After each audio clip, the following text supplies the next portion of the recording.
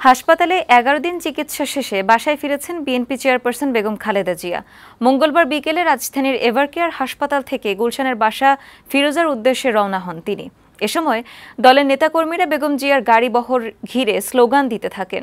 গত 21শে জুন মধ্যরাতে হঠাৎ শ্বাসকষ্ট বেড়ে গেলে অ্যাম্বুলেন্সে করে তাকে এভারকেয়ার হাসপাতালে নেওয়া হয়। সেখানে চিকিৎসকদের পরামর্শে সিসিইউতে ভর্তি করানো হয়। বেশ কিছু পরীক্ষা নিরীক্ষা শেষে 23শে জুন খালেদা জিয়ার হৃদযন্ত্রে পেসমেকার বসান বিশেষজ্ঞ চিকিৎসকরা। বেগম খালেদা জিয়ার ব্যক্তিগত চিকিৎসক AZM জাহিদ হোসেন জানিয়েছেন, হাসপাতালে সংক্রমণে তাকে বাসায় নেওয়া হয়েছে। মেডিকেল বোর্ডের পরামর্শে বাসায় নিবিড় পর্যবেক্ষণে থাকবেন বিএনপি চেয়ারপারসন।